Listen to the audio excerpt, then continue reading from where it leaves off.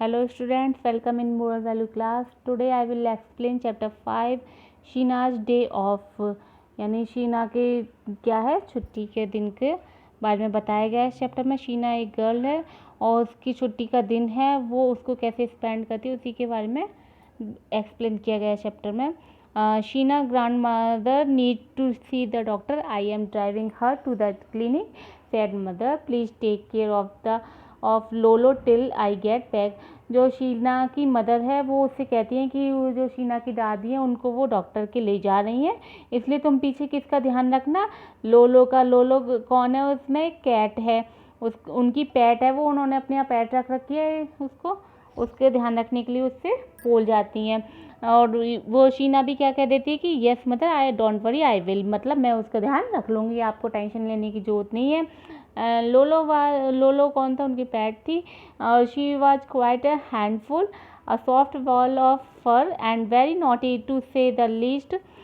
when Sheena went up to her room, Lolo was sleeping, cuddled up in her warm cane basket. जब जो वो थी क्या थी, कैसी थी कैट जो थी, काफ़ी, उसे आप नॉटी कह सकते हो, नॉटी थी। लेकिन जब शीना अपने रूम में गई तो वो क्या कर रही थी? लोलो स्लीपिंग कर रही थी, सो रही थी। किसमें? अपनी केन बास्केट में, जो बास्केट थी उसकी वो केन की थी, उसमें वो सो रही थी। She have the sigh of relief, लोलो was sleeping peacefully, she had less cause of for worry. तो जब वो शीना देखती है कि वो कैट जो सो रही है तो वो कैसा फील करती है? काफ़ी रिलीफ फील करती है कि अब उसे चिंता करने की ज़रूरत नहीं है, उसकी टेंशन जो है कम हो गई है क्योंकि वो लोलो सो रही है। She would not have to run around taking care of the cat, और वो उसे उसकी चिंता करने की ज़रूरत नहीं है। And she could relax now and enjoy her holiday, अब वो रिलैक्स कर सकती है, अपनी हॉलीडे को एंजॉय कर सकती है। Sheena walked up to the coach and snuggled there with her favorite book. और वो क्या करती है? आराम से अपने सोफे पे जाके बुक को लेके लेट जाती है। और जब भी क्या होता है, अचानक से फ़ोन बजता है और फ़ोन पर कौन था? उसकी फ्रेंड मायरा थी। और वो मायरा उससे क्या कहती है? Sheena why did not you come for the dance class today. वो उससे क्या कहती है? डांस क्लास पे आने के लिए बोलती है कि उनकी मैम क्या सिखाएंगी, उनको नए step सिखाएंगी। But you really missed something. The teacher played a new tone and taught some new steps, said Myra. Really, what new step? inquired Sheena. और मतलब शीना भी वो हो जाती है, काफ़ी इच्छा करती है, उसका भी मन करता है, तो वो उससे पूछती है कि क्या स्टेप सिखाएंगी। तब वो उसको बताती है कि you hop skip and jump together, ये and you know Sheena the teacher said if we work hard enough we would get to perform सून।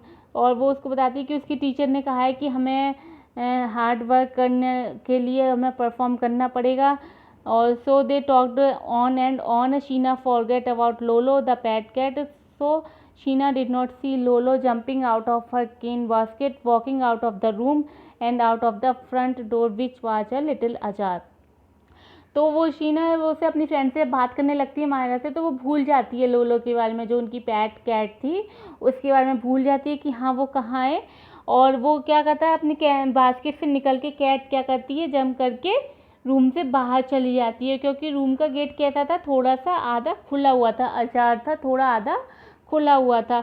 तभी उसकी मम्मी जो थी शीना की, वो वापस आती हैं और उससे पूछती हैं कि वेयर इज लोलो, लोलो कहाँ है।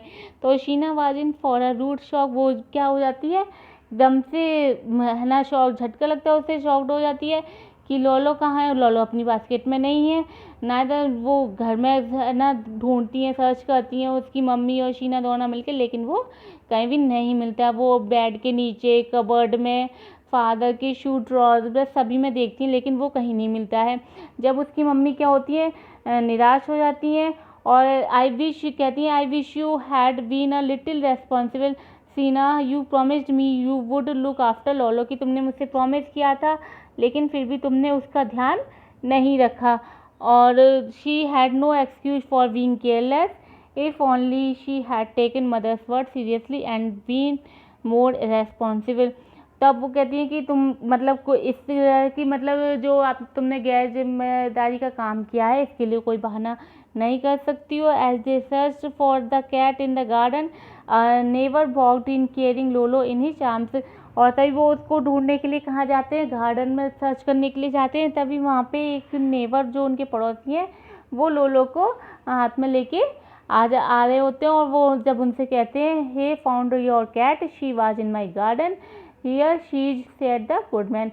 और तभी वो उनसे कहते हैं कि मेरे गार्डन में आ गई थी, और शीना को अपनी गलती का एहसास हो जाता है, रियलाइज हो जाता है कि हाँ उससे गलती हुई है, और she should have paid proper attention to the task mother had given her. उसे मतलब अटेंशन देनी चाहिए थी जो उसकी मम्मी उसको टास्क या काम जिम्मेदारी दे के गई, और वो सॉरी फील भी करती है और बोलती है अपनी मम्मी से I am sorry mother was all Sheena could से।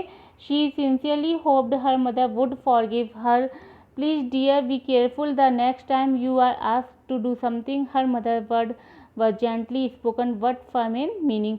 और उसकी मम्मी उससे को समझाती है कि तुम्हें है ना नेक्स्ट टाइम से क्या करना चाहिए, केयरफुल रहना पड़ेगा। और उसके मम्मी के जो शब्द थे वो मतलब काफ़ी उन्होंने उससे जेंटली कहा था, ये नहीं है कि रूडली गुस्से में होके या मार पिटाई करके उससे बोला हो, उन्होंने बहुत ही जेंटली उससे कहा। और I will mother I will believe me I will do a better job next time said Sheena, this time meaning it from her heart. और शीना को अपनी गलती का एहसास हो जाता है, वो अपनी मम्मी से प्रॉमिस भी करती है कि I will do a better job, यानी मतलब वो नेक्स्ट टाइम से अच्छा करेगी। So chapter is complete. Again read this and try to explain by yourself and what is the moral of this chapter. Take care of your things. जो भी आपकी things हैं, आपकी एनिमल्स कह सकते हो या कोई भी आपकी जो सामान है या टॉयज या कुछ भी हो सकता है थिंग्स में, आपको उनकी केयर करनी चाहिए। और जो भी आपको रिस्पॉन्सिबिलिटी दी जाती है तो आपको उसे पूरी तरह से फॉलो करना चाहिए। Okay, and if you have any problem you may ask me. Thank you.